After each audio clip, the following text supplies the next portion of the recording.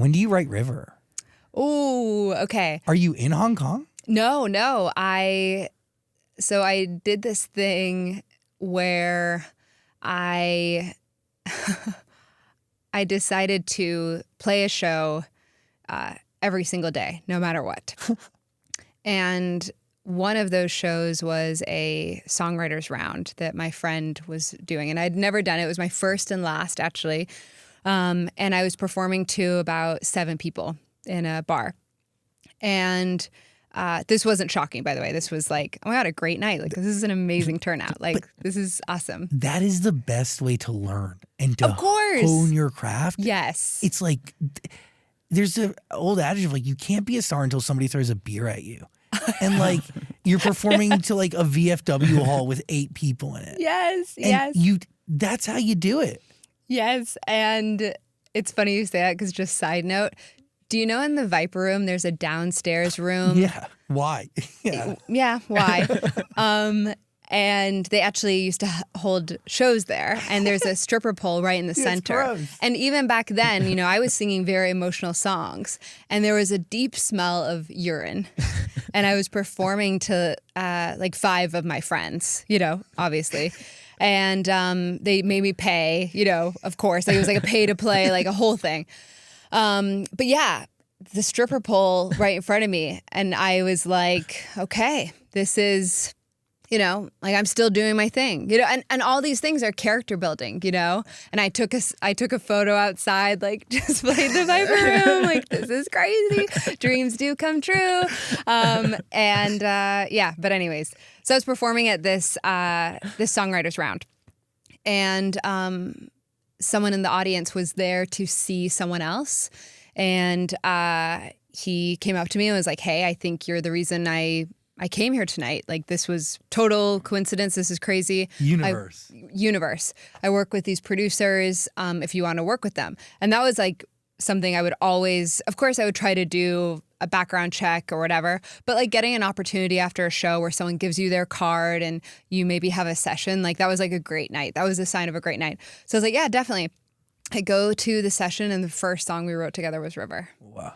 And I went in my car and I played it for one of my best friends. And just to give you an idea of like this sort of delirium that fuels a dream, I was like, I could die now because I've written this song that is me as a whole, who I've always wanted to be as an artist. This is what I've been chasing. This is, yeah. So it was like, even if nothing happens with this, like at least like I knew it was possible, and then it became true. And like just in this moment, you did it. Yeah. Yeah. That's when you realize you're doing it purely for yourself. Right. Mm-hmm. It's genuinely not about anybody else. Yeah, and you also, the whole idea of it being about anybody else isn't even a concept that really comes into your mind, you know, in some ways, because you're so focused. Yes, you're so focused. Yeah. And insular, right? Mm-hmm. Yeah. So that was the story of River. Holy shit. How does your relationship with a song like that change over the years? Because it is so big and it does kind of launch you into this new part of your career, but it is a song that like everyone identifies you as this song. I mean, I'm definitely that person, like you would never hear me complaining about it. And I've worked with, you know, my crew for years now. It just represents everything that I wanted, which is like, there's such a connection with the people in front of me.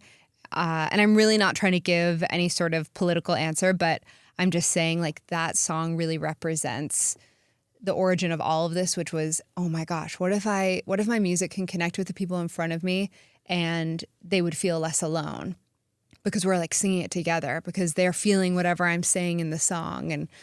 And yeah, so it represents that connection. Yeah. So when they sing it, it just is the best. Well, you feel that power and then you want to duplicate it over and over again. Totally. It's like a different sort of high where, yeah. How would you describe that feeling of like pouring yourself into a record and then feeling so understood by other people that feel understood by you, right? Like, mm-hmm.